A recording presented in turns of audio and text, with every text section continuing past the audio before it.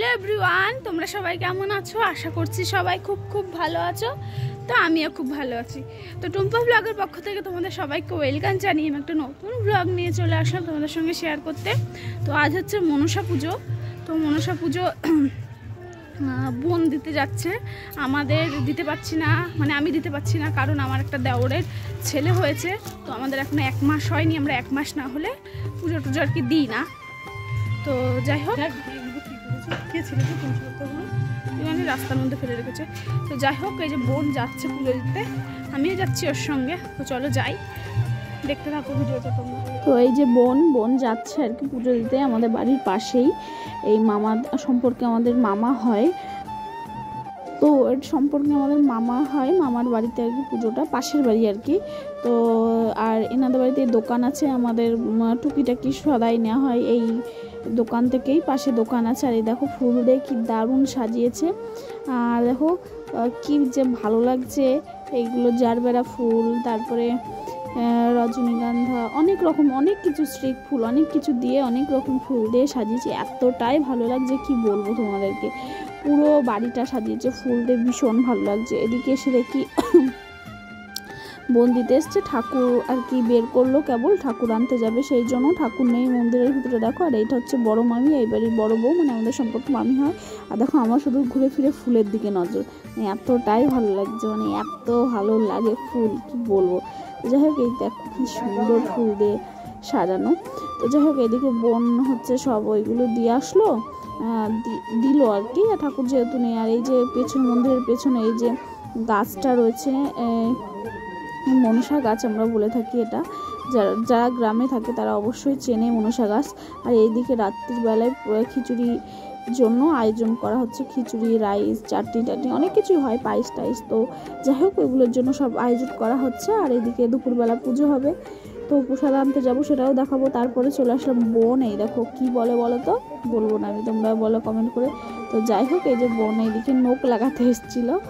চলো পরে কথা হবে আবার। এখন যাচ্ছি মনসা পুজোর প্রসাদ আনতে। প্রসাদ ওই যে নুকারি, ওই যে আমার কাকি, আমার কাকার মেয়ে আসছে, আমরা এখন যাচ্ছি। ওই যে আরেকটা আসছে, চলো যাই প্রসাদ নিয়ে আসি। আকাশটার ভিউটা দেখো কি দারুণ।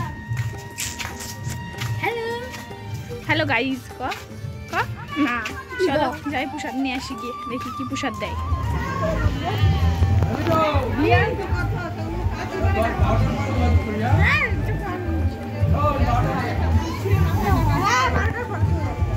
হাই হাই বদি, আর নাই আবার বানাচ্ছে তারপরে। ও বদি,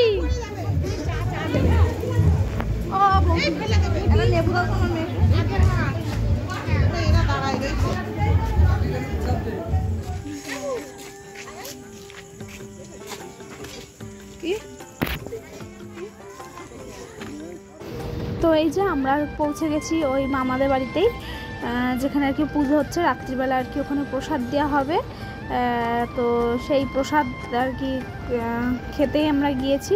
তো এই যে এদিকে সব ফটো টটো ভিডিও টিডিও করছিল বোন, আমিও।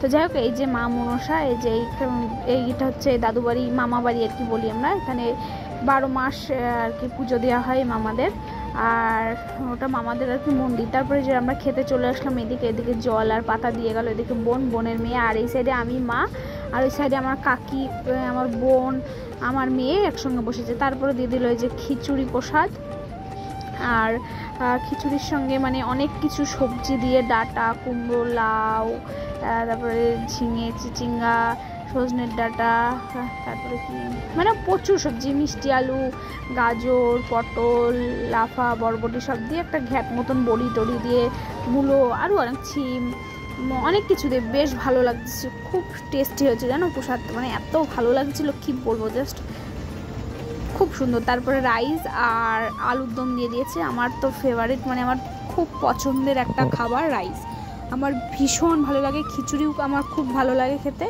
খিচুড়ি। এই যে এখন খাওয়া দাওয়া হচ্ছে মনসা পুজোর, জোর খাওয়া দাওয়া। এই যে ফ্যামিলি বসেছে, এই যে দুই আমাদের গেস্ট, কি ব্লগ, এই যে এখনো পাতে কিন্তু পায়েস রয়েছে, এই যে কাকি ঠিক আছে ঠিক আছে। এই যে একটা বোন খাচ্ছে কিন্তু লজ্জা পাচ্ছে, কিছু বলছে না। ও এই আবার ক্যাটারিং। এই যে মাসি বসে আছে, এখনো পড়েনি এখন।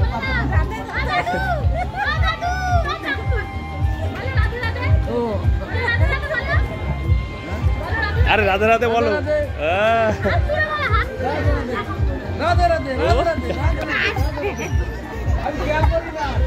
খেয়াল করো না তুমি চাটনিটা কিভাবে খাচ্ছে। আম মনে হয় এখনই খেয়ে নেবে।